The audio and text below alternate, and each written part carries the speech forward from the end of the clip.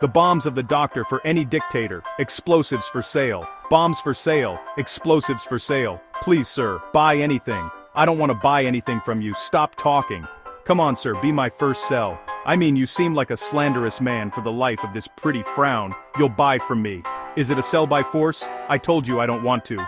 For the love of these red devilish eyes, I have something new for you that no one has. Fine, show me, but take care, if it's just dynamite, I will blow them up in your face.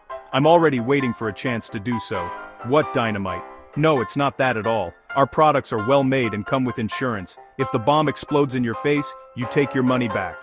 Here you go. The latest production from our laboratories, the little child. What's wrong with the little boy? No sir, its name is the little child because it is small and tricky. What is its effect?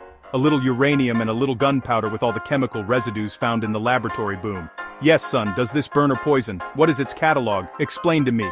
Honestly sir, I don't know. But it's fire, no cap. Okay, that's it boy, that's it. I will buy it from you. And I will try it on in my mother-in-law's house tomorrow morning. Do you know if you didn't get a result, what will happen to you? What? May God protect us from evil. I will talk to Consumer Protection, of course. And you know they won't leave you alone. Congratulations, Your Excellency, for this boom. A boom. Do you have prickly pears? It really looks like a boom. Don't let be dynamite, boy. Hello, my friend viewers. Welcome to a depressing episode of El-Daheeh. Abu Hamid, why are you smiling? My friend, I follow the school of the artist Hassan al-Asmar. Sad words, happy melody, and an unusual state of smiling and joy. The audience listens to Hassan al-Asmar's songs, not knowing what to feel. His psyche is sad, but his body is on the beat. Today, my friend, we will talk about a tragic event that the United States of America did and was not held accountable for. Listen, Truman, you who gave Oppenheimer the handkerchief and said to him, "Go, wipe your hands." I was the one who threw the bomb. I remember, I saw the movie. My friend, this was a dose of joking, because we will dive in depression followed by depression. Let's go. On the morning of August 6, 1945, the American Enola-Gay plane threw in the middle of Hiroshima, 580 meters from the surface, a metal object 3 meters long, containing 64 kilograms of uranium. This object was called the Little Boy Bomb. But, my friend, in fact, as you know today, it was not a little boy at all. This was the first atomic bomb in history. The moment it explodes, life will change completely in the 7th largest city in Japan, which will be a part of hell. And one of the biggest tragedies in history will begin, which will be known as the Hiroshima tragedy. That morning, a large number of Hiroshima residents were in the streets, going to work or school, participating in expanding roads in preparation for a possible American invasion. Some of them noticed the plane, Enola-Gay, which was a B-29. Some of them saw it in the sky. The plane was walking and strutting in the sky of the city. The truth is, no one cared that much. They thought a plane like any other plane. Very few people could understand that this is an American plane. Also, the raid sirens did not go off. Even if it was a raid, it would never be a single pilot. Usually a huge squadron of planes bombing the city, not one plane, and they bomb with hundreds of bombs. We'd see rain of gunpowder. Also, Hiroshima, unlike other cities in Japan, had never experienced raids before. In a way, many of the city's residents were convinced that it would remain safe. It is impossible for the Americans to ever bomb Hiroshima. This is because a large number of Japanese immigrants to America are originally residents of Hiroshima. That's all besides a famous rumor, at the time, saying President Truman's aunt lived in Hiroshima. This rumor was very widespread among the people. Thus, no one was interested in this plane. At exactly 8:15, my friend, the bomb is dropped, specifically on a hospital called Shima. Suddenly, a dazzling light radiates across the city of Hiroshima, a light like the flash of a million cameras. It was all in the morning as well, as if you were seeing day above day. As described by the survivors who were 8 kilometers away from the explosion point, they said that they felt as if they were looking into the sun. Light, as I saw in Oppenheimer, without any sound, in less than a second, a fireball is formed with a diameter of up to 250 meters. Its temperature ranges from 3,000 to 4,000 degrees Celsius, a ball that devours all the air around it. Its flames burn everyone within 3,000 meters. This ball, my friend, killed 70,000 people in one moment. Most of them died without understanding what was happening and realizing its last moment of his life. Some of them evaporated from the surface of the earth, and nothing remained in their place except their shadow. In a phenomenon known as nuclear shadows, Shima Hospital, where the nuclear bomb fell, disappeared with those who were in it. Nothing remained from them at all. The next moment, a terrible explosion wave erupts. Every building's glass in the city within a 2-kilometer radius was destroyed. Let me tell you, the glass of houses 16 kilometers away from the bomb was destroyed. People felt the bomb from 60 kilometers away. In an instant, the city's residents who were left alive found themselves in the middle of a storm of flying building blocks. Blocks that are on fire and taking out everything in front of them. Some estimates say that these inflamed lumps caused 30% of the deaths and injuries. Then suddenly, the wave ends, and calm prevails over the city of Hiroshima. But it is not the calm of the end. Rather, it is the calm of the beginning of the tragedy. The first thing the residents of Hiroshima face after the bomb is fire. The fireball caused a huge fire that reached every place in Hiroshima, the fire that doubled its spread and strength, the blow of strong wind over the city, spreading fire everywhere. And at the moment when Hiroshima was burning, thousands were emerging from under the rubble, trying to understand what was happening. Tens of thousands of people rising from the rubble, like zombies. They go out walking in the middle of a whole city that is burning. Most of them have terrible burns, of course. None of them understood anything. Many of them were difficult to recognize their features. After the fire burned much of their faces, they all have one goal in mind: to reach any of the city's rivers quickly because of the immense heat they felt, to ease a little the flames of their burning bodies. When they reach the river, they see an unpleasant surprise. The rivers also turned into fire because of the blocks of wood that flew from the burned houses, the houses that were on the banks of rivers. Here, tens of thousands of human beings crowd together. They want somewhere to put their burning bodies. All this in the middle of fire, burnt wood, demolished houses, and the smell of smoke. Around these people, thousands of burned or floating corpses. Many of the people who jumped into the river from the bridge didn't know how to swim. They just went down to escape from the fire. When they went down, they did not come up again. They drowned to death. Other people got into the water tanks and swimming pools, crowded in, and because of how tired and weak their bodies were, they couldn't get out, and they drowned. Everyone was looking for help, but who helps who? Everyone had his own tragedy, and the savior was the victim. And whoever you try to seek help from, you will find that he himself is in need of help, that if you found anyone to. About half an hour later, rain falls on the city of Hiroshima. Nice, Abu Hamid. Water will relieve them. No, my friend, it is not sweet at all. This may be the strangest water that has ever descended on human beings in history. Dark black rain saturated with ash, smoke, and radiation particles in the atmosphere. Radioactive rain. Some people who got this rain on their skin got burns and injuries.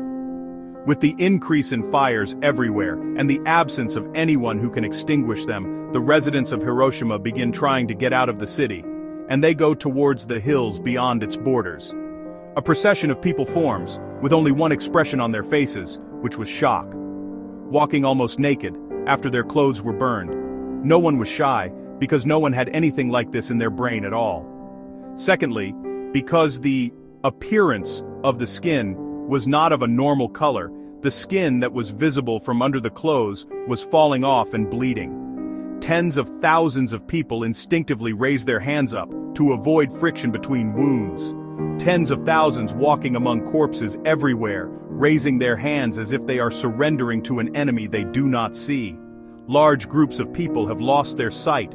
They were looking for someone to help them and guide them to the exit. Even those who saw did not know where. People running and calling for water. They want to drink and extinguish the flames on their bodies. The journey that many people weren't able to complete and will fall in the way due to fatigue and surrender to their fate and die. While Hiroshima was suffering, no one in the capital, Tokyo, understood exactly what was happening. Suddenly, phone communications with Hiroshima were completely cut off. The radio line is not available, and the telegraphs are not working. railway signals are off, and military communications are cut off. An army unit in a nearby city was assigned to send someone to Hiroshima to see what happened there. At 1 o'clock noon, a telegraph arrives saying just one sentence: Hiroshima was completely wiped out with one bomb, and fires are everywhere. Of course, my friend, the officials didn't understand. How can one bomb wipe out an entire city? There is no such thing in the world. When the 6 o'clock news broadcast on Japanese radio, it only said a little piece of news that some flammable bombs were dropped on Hiroshima, and were calculating the damages. We cannot imagine that one bomb can do all this. And 1 o'clock a.m., Tokyo time, 17 hours after the bomb was dropped, US President Harry Truman comes out delivering his speech, in which he will announce to the world the dropping of the first atomic bomb on the city of Hiroshima. And actually explaining to the Japanese what happened. Why is it possible for a single bomb to cause such destruction? But despite all this, after a commission from Tokyo arrived in Hiroshima, it arrived the next day to assess the damage and see the city. There is nothing but a pile of ashes. There was, my friend, very clear confusion and denial of the Japanese leadership. Some leaders were talking about steadfastness and continuing the fight. This state of denial, my friend, unfortunately does not last, because it takes another slap that is very severe from reality. A new disaster will strike Japan within just 72 hours. When the second bomb falls on the city of Nagasaki, and the tragedy is repeated, for the next day, the Japanese government would clearly announce, free from confusion and hesitation, its surrender. My friend, let me take you back to Hiroshima, specifically the day after the bombing, August 7, 1945. The fire died down and the smoke began to disappear. The crowds that had left outside began to return again to record their testimonies about the city that became a field of ashes, the city that became the scene of many painful scenes. For example, there was a group of people trying to find their family and loved ones and see what happened to their homes. Some of them, my friend, wanted neither good news nor bad news. They want news, we want to understand. They examine the bodies, and their best hope is to identify them. Other people desperately try to find any food. They have had more than 24 hours without a single bite. There was a general state of thirst. Some people, due to extreme thirst, began to drink from the tanks in which the bodies were drowned. Of course, this is besides the thousands of injured people in a state of fatigue waiting for any help. But, my friend, this help didn't arrive. Then a rumor came out among people that oils relieve pain. Everyone kept looking for any oil to cover the burnt parts of their bodies: food oil, castor oil, even car oils. The group that survived from police and army soldiers were trying to collect the remains of bodies from the roads and burn them.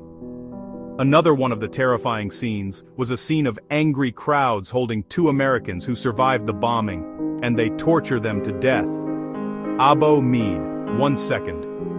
What brought the Americans here? 12. My friend. Among the victims of the atomic bomb were American pilots. They were taken prisoners days before the bomb was dropped. Half of them died at the moment of the bombing. At least 2 people died from beatings at the hands of the people, but the rest died over the coming days after that. One of the hospitals that survived the bombing and was not subjected to major damage was the Transportation Authority Hospital. One of its doctors was Dr. Michihiko Hachiya, who was interested in monitoring what was happening and writing it in his diary. After that, it will be a very important reference to know what happened to the people in Hiroshima. What makes, my friend, these remarks so important is that between 300 doctors, which is the number of doctors in all of Hiroshima, only 28 doctors from them survived. One of them was this doctor, who provided in his diary an accurate description and important observation of events. How, for example, did the first traces of radiation appear? The first trace of radiation appeared when suddenly the infected people relieved themselves dozens of times per night. Unfortunately, some of the patients needed to go to the bathroom more than 50 or 60 times. Their feces were all blood, and no one understood why it was happening.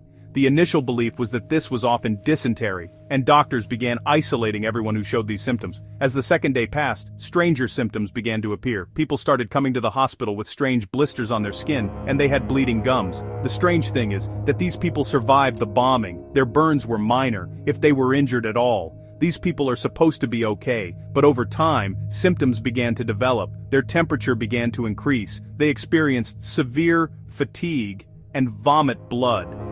Within a day or two, they died. The doctors, my friend, did not understand these people were supposed to have survived the bombing. What happened to them to die like this? After 4 or 5 days, new symptoms began to appear, purple spots on the skin that do not hurt, but it is itchy. Their skin eats them to scratch it. This was a very important sign because anyone who had these spots died after 2 or 3 days. Hiroshima has become a city of terrified people, a city where people take off their clothes every now and then. They are looking to see if there are stains or not. If the answer is, there are no spots, this means that his life extended at least a new day. A new day of life, but it is also a new day of anxiety if these spots would appear on his body later. A new day in a life with a completely unknown fate. But if the answer is, yes, there are spots on your back, this means certain death. All that, my friend, the doctors are at a loss because they have never seen symptoms like this before. Dr. Hachia records that at this moment began to suspect that the US might have used a bacterial or chemical bomb on Hiroshima. 1 second, Abo Mead. What bacteria and chemicals? President Truman said, guys, this is an atomic bomb. My friend, don't be so cruel. Hiroshima was isolated from everything that happened around it. No newspapers reached it, and the radio towers there have been destroyed. This has left its residents still unaware of what weapon was thrown at them. While the whole world is talking about the atomic bomb, no one in Hiroshima knows that people are talking about it, and that they became the talk of the world, and the world's first victims of the atomic bomb. Dr. Hachia records that the first time he knew that what was thrown at them is called an atomic bomb was a week after the bombing when one of the doctors came to help from a nearby city and commented saying that the atomic bomb was a very terrible thing. Here, the rumor is confirmed that America used this terrible weapon on the city of Hiroshima to make life in the city before the bomb a chapter, and what's after another chapter entirely. Not only in Hiroshima, in the whole world, the new chapter will witness Hiroshima become a city uninhabitable for decades. On August 15, 1945, for the first time in their history, the Japanese heard the voice of the Japanese emperor while delivering a surrender speech.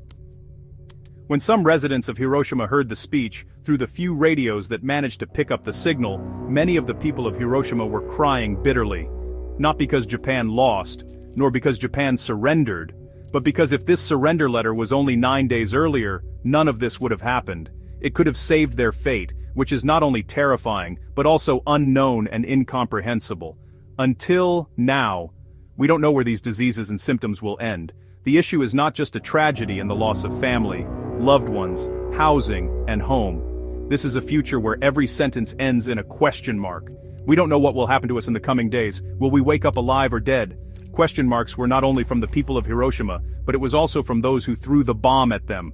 Let me tell you that until the time Hiroshima and Nagasaki were bombed, no one knew exactly the effects of exposure to this huge amount of radiation. Humans and the environment, after being exposed to this amount of radiation, how would they look like? And what effect it had, not only at the moment of the explosion but in the days, months, and years that follow. This knowledge absent from the world, we will begin to know it little by little. The people of Hiroshima will begin to know it before anyone else with every new symptom that appears on those infected. For example, you have purple spots that mean death. During autopsies, they discover that it is a symptom of internal bleeding that happens to organs whose cells are destroyed by radiation. After a week, a new symptom begins to appear. People start losing hair on their heads, hair falls out for no apparent reason, and after a very few days, these people also die. Once again, panic reigns in Hiroshima. Every time a symptom appears, it leads to death. People start to pull their hair and their kids' hair to check whether their hair is falling out or not. On September 3, 1945, the Japanese professor, Dr. Masao Suzuki, arrived at Hiroshima. Sorry, my friend, this is the Hiroshima accent. This doctor was experimenting on rabbits by exposing them to radiation. He had important studies in the field of radiation effects. And here the few doctors left in Hiroshima thought that they could find a solution for these people on the hands of this distinguished professor who has done a lot of research related to exposure to radiation and could easily prescribe treatment for them and stop this cruel wheel of death. But, my friend, he shocked them. He said, "There is nothing we can do for the injured except provide them with rest and good food." That's all, doctor? That's all. The idea, my friend, is that even rest and eating well were very difficult in Hiroshima. What comfort in a country where most of the population has died? What fresh food in a city that is one step away from famine? This simply means surrender to death. In short, my friend, the only person in Japan who could have had a solution to this problem said that there was no solution. When the first foreign aid arrived to this stricken city, through the Red Cross mission, they said the situation was very difficult and demanded the largest amount of medical supplies as quickly as possible. Journalists from the Allies countries begin arriving to the city and witness daily deaths and the strange effects of the bomb. European and American newspapers publish that something strange is happening in Hiroshima. There is something mysterious that the media calls the atomic bomb plague. When the Americans felt global pressure, their generals began to reassure the people, okay, the bomb is done with its effect, and no one will die from it again. This is the news the world was waiting to hear. But of course, my friend, unfortunately, this does not happen. With Japanese newspapers publishing the tragic news coming from Hiroshima, General Douglas MacArthur, American military governor of Japan, who was present after Japan's surrender and its occupation by America, he warned Japanese newspapers against hot headlines and the misuse of the Hiroshima crisis. We, Mr. General, will say more delicate articles. An American bomb lights up the sky of Hiroshima in a morning carnival, illuminating the faces of the population. American doctors recommend using radiation to freshen the skin and increase fertility. How will we say it, sir? How will we say it? You made a disaster. You committed a humanitarian crime that to this day you didn't apologize for.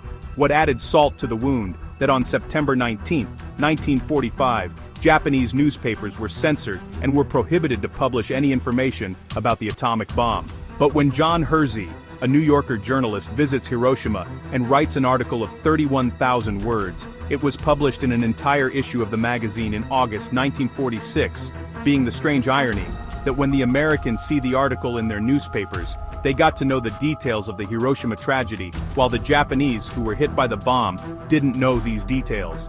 Most Japanese people didn't know what happened in Hiroshima because their newspapers in Japan were forbidden from publishing about it. There was a complete media blockade there. For example, you have the Japanese director Akira Iwasaki. Of course, this is not Akira Kurosawa, the well-known Japanese director. I'm a member of a cinema club, you see. I see Abbas Kiarostami. When you see the first Abbas, you can talk to me. This director, my dear, visited Hiroshima and recorded footage of the devastation that occurred there and the deplorable humanitarian situation.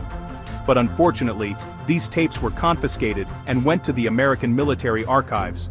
They were classified there as top secret and didn't come to light until many years later. Also, the research unit at the Riken Institute in Tokyo that was studying the effects of nuclear radiation faced orders to dismantle it and destroy its factories, under the pretext of preventing Japan from arming itself in the future. But of course, my friend, the Americans' greatest concern at that time simply, pragmatically and clearly, was not to distort America's great victory and not to distort the amazing invention that brought absolute power to them, the power with which they will rule the world.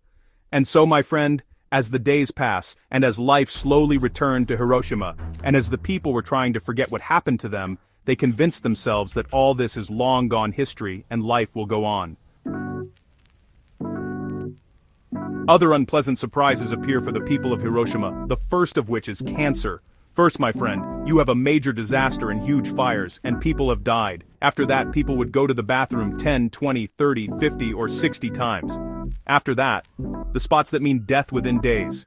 After that, hair loss occurs, which means death within days. Enough?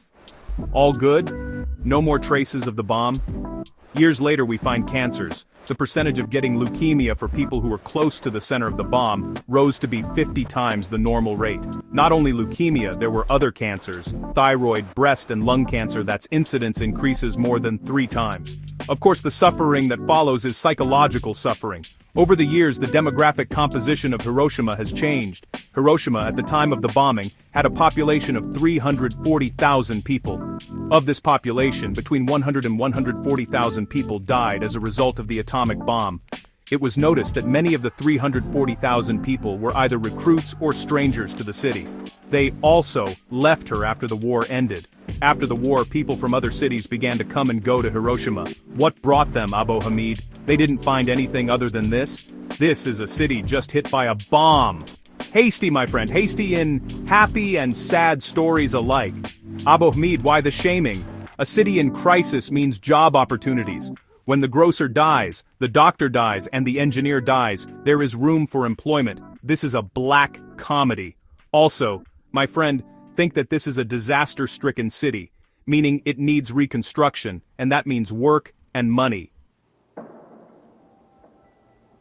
Changing the demographic composition made the bombing survivors, who were in the city at the time of the bomb, and are still living to this day, were called Hibakusha, and they are a minority among the new population. Not only did they not see what they saw, they also did not hear about it, because of the media embargo that was in place in Japan. Dozens of Hibakusha begin to live in a dark side that no one knows anything about. The horrific psychological impact that tens of thousands of infected people went through. Darkness coming from the psychological effect of what they saw with their own eyes. This is a real trauma, my friend, losing your family, your home, and you are burned and left on the verge of a pit of death, living years of stress and anxiety if you develop symptoms that kill you after a few days. This trauma still lives on. You don't know what you will end up with. Tens of thousands of infected people, many of whom had obvious physical deformities. Unfortunately, they began to be treated as outcasts everywhere. Who would marry someone who has these fires? Again, we still do not know what effect this has on the children, on the succession. These people were rejected and forbidden from entering public places. The people who came to the city after that were avoiding seeing the victims of the explosion, because their appearance is depressing and uncomfortable. Of course, the business owners refuse to give them jobs because they get tired quickly, and they always need health follow-up in hospitals. The situation of girls and women who were exposed to these deformities was much worse than this. They paid a much more expensive price. Some of them were no longer able to go out into the street at all. They stayed in their homes for years because they were ashamed of their appearance. Some people refrained from giving birth to children because they were afraid that the children would appear deformed. The effect of radiation, my dear, was not only physical. Radiation left the residents of Hiroshima with a great feeling of guilt because of their actions when the bomb was dropped. For example, who did not stop to help someone? The one who tried and ran away, and left someone calling for help, or the one who abandoned his sisters and family under the influence of panic. Also, suicide cases among Hibakusha increased. Some of them were unable to adapt to their injuries and deformities, or with the new reality in which every day there is a fear of death, if any new traces of radiation appear. This is besides their feeling that they had turned into laboratory rats from the first moment. The process was completely devoid of humanity. Even after the disaster happened, when the Americans set up a lab in the city to study the effects of the atomic bomb and study its consequences on the victims. Every death in Hiroshima becomes an experience with routine procedures instead of a momentous event where we stand with sadness. When a person dies, suddenly the military jeep belonging to the U.S. forces deployed there appears to ask his family to hand over his body for autopsy for medical research purposes. After many years, when the body samples returned to Japan again, the Japanese writer Takashi Ito went to see them in the laboratories of Hiroshima University. He wrote about tens of thousands of internal organs preserved in formalin, and feeling sad these organs might belong to people he knew, and he dealt with them. The people of Hiroshima, my dear, didn't stay alone much. There were global campaigns in solidarity with them. Some of them were in America itself. For example, in 1949, when the American journalist Norman Cousin returns and publishes a report on the horrors he saw, published in the Saturday Review, the article gained widespread sympathy at the time. It opened the eyes of Americans more to the catastrophe caused by the bomb. Norman Cousin was not satisfied with the article. He launched a number of huge campaigns in solidarity with the people of Hiroshima, like the Atomic Bomb Orphans campaign, that drew the world's attention to the presence of 4,000 orphaned children as a result of the atomic bomb. He also succeeded in working on a project that got American citizens to cover the expenses of 400 of these children until they finish their education and rely on themselves. Not only that, Kazan launched a project he called Hiroshima Maidens. Hiroshima Maidens. He called for the treatment of girls whose faces were disfigured by the bomb and getting them free plastic surgery in America. And indeed, one of the medical institutions in New York adopted this campaign, and the victim girls travel and spend months being treated for the deformities in America. In April 1947, Shinzo Hamai is elected mayor of Hiroshima.